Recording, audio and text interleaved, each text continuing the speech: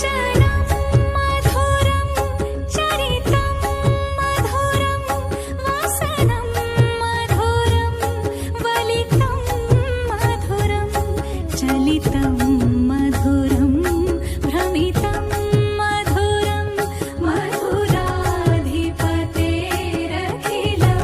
मधुरम्। सागर बंधन। राधा कृष्ण, राधा और कृष्ण, कृष्ण और राधा, कभी भी ये नाम एक दूसरे से अलग करके उच्चारित नहीं होते। सर्वत्र राधा कृष्ण की पूजा की जाती है। तो जहां भगवान कृष्ण का जन्म भाद्रपद महीने की कृष्ण पक्ष के अष्टमी तिथि को हुआ था, वहीं राधा जी का जन्म भाद्रपद महीने की ही शुक्ल पक्ष की अष्टमी तिथि को हुआ था। तो ऐसे में कहा जाता है कि राधा जी कृष्ण से उम्र में बड़ी थी, लेकिन प्रेम तो प्रेम ही होता है, वो आयु नहीं देखता। तो वैष्णव संप्रदाय के लोग ऐसा मानते हैं कि राधा जी कृष्ण की ही शक्ति स्वरूपा थी। ऐसा वर्णन भी मिलता है कि महादेव जी ने एक बार देवी पार्वती को यह बताया था कि श्री कृष्ण के ही दो रूप हैं, राधा और माधव, यानी कि राधा ही कृष्ण है और कृष्ण ही राधा है। तो अनेकानेक ग्रंथों में अनेकानेक कथाएं राधा और कृष्ण के विषय में प्राप्त होती हैं। ऐसा वर्णन महाभागवत पुराण में मिलता है कि एक बार भगवान शिव ने देवी पार्वती के समक्ष यह प्रस्ताव रखा कि वह धरती पर स्वयं स्त्री के रूप में जन्म लेना चाहते हैं और उनकी ऐसी इच्छा है कि देवी पार्वती पुरुष के रूप में जन्म लें। उस समय देवी पार्वती ने उनसे कहा कि उनका रूप भद्रकाली का श्री कृष्ण के रूप में धरती पर अवतरित होगा और उनकी दो सखियां जया और विजया श्रीदामा और सुदामा के रूप में जन्म लेंगी और उनके बड़े भाई के रूप में बलराम जी के रूप में भगवान विष्णु स्वयं ही अवतरित होंगे। तो भगवान शिव ने उनसे कहा कि वह स्वयं 9 रूपों में अवतरित होंगे, जिनमें प्रथम रूप वृषभानु कुमारी राधा का होगा। उसके बाद रुक्मिणी, सत्यभामा, जाम्बवंती वगैरह कृष्ण की जो 8 पटरानियां थी, उनके रूप में उनका अवतार होगा। तो ऐसा विवरण जो मिलता है, तो उसमें आगे ये कहा गया है कि देवी पार्वती ने भद्रकाली के रूप में उनका जो अवतार है, जो अंश है भद्रकाली का, वही श्री कृष्ण के रूप में अवतरित हुआ था। पांडवों ने युद्ध के समय जब मां भद्रकाली की उपासना की थी, तो उन्होंने उन्हें आशीष देते हुए कहा था कि मेरा ही रूप श्री कृष्ण के रूप में धरती पर है और युद्ध में वह तुम्हारी पूरी सहायता करेगा। तो इस तरह से अनेकानेक ग्रंथों की अनेकानेक कथाएं हैं। तो इन्हीं में ब्रह्म वैवर्त पुराण में ऐसा वर्णन मिलता है कि यदुवंशियों के कुल गुरु ऋषि गर्ग थे। ऋषि गर्ग ने गर्ग संहिता की रचना की। उसमें ऐसा बताया गया है कि कृष्ण और राधा आयु में एक दूसरे से भिन्न थे, यानी कि कृष्ण की आयु राधा से 4 वर्ष के करीब कम थी। इन दोनों लोगों का मिलन जहां पर हुआ था, संकेत तीर्थ नामक एक स्थान है जो नंदगांव और बरसाने के मध्य है, वहां पर इनका मिलन हुआ था। और ऐसा भी वर्णन मिलता है कि बचपन में ही इनका विवाह करा दिया गया था। लेकिन ऋषि गर्ग ने ये वर्णन भी किया है कि इन दोनों लोगों में इतना अधिक प्रेम था कि इनका ब्रह्मा जी ने स्वयं ही गंधर्व विवाह कराया था, जहां पर इन दोनों लोगों के अतिरिक्त विशाखा और ललिता स्वयं उपस्थित थीं और गंधर्व विवाह कराने के पश्चात बाकी लोग वहां से अंतर्धान हो गए थे।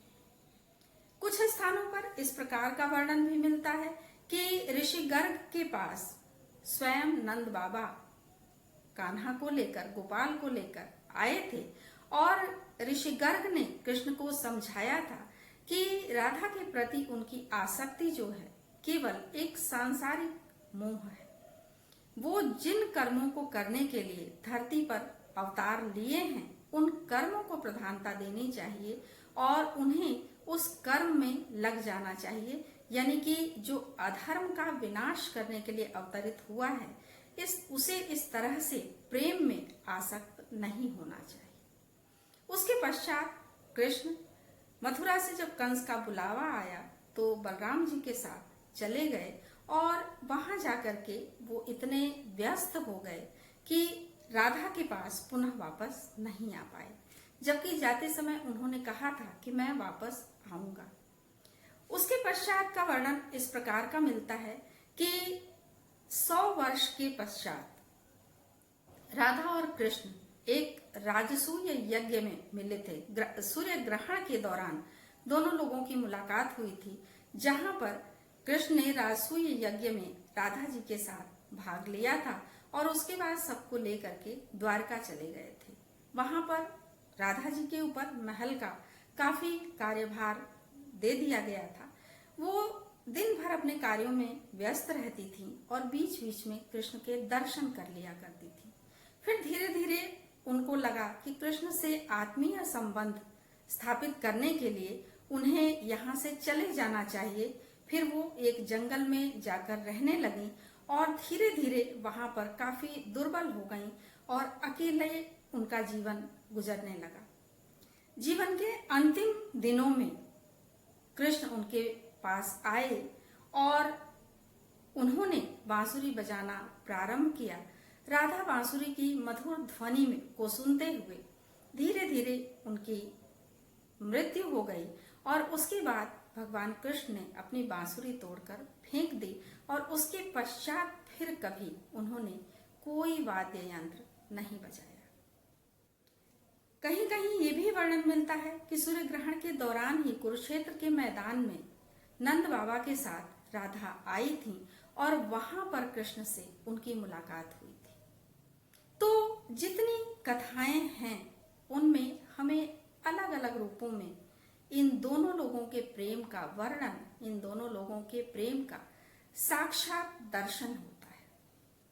तो दोनों लोगों का प्रेम इतना अमर है कि उसमें कहीं कुछ सोचने की आवश्यकता नहीं पड़ती है। ऐसा भी कहा जाता है कि जब कृष्ण चले आए थे, फिर उसके बाद उन्होंने मथुरा में अपने जो उनके कार्य थे कंस वध इत्यादि उन्होंने किया। फिर रुक्मिणी से उनका विवाह हुआ, द्वारकाधीश बने और वहां पर रहते हुए उन्होंने फिर वापस जाकर राधा की सुध नहीं ली, या कह सकते हैं कि वापस जाने का जो वचन उन्होंने दिया था उसे वो पूरा नहीं कर पाए।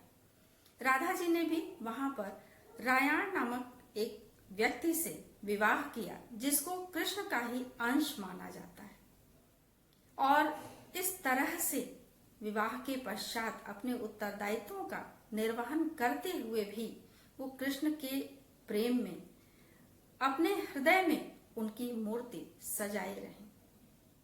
तो राधा और कृष्ण का यह प्रेम लौकिक और पारलौकिक जगत का एक अनूठा प्रेम है जिसका उदाहरण हर जगह दिया जाता है। तो आज के लिए राधा और कृष्ण के अनूठे प्रेम की यह कहानी, कल फिर कुछ और।